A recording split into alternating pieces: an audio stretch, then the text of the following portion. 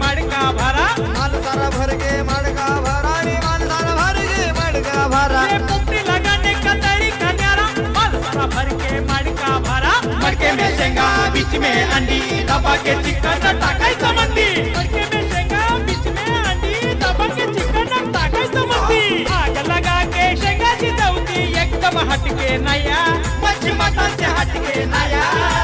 आया आया रे दादा पोपटी का सीजन आया, आया आया रे दादा पोपटी का सीजन आया.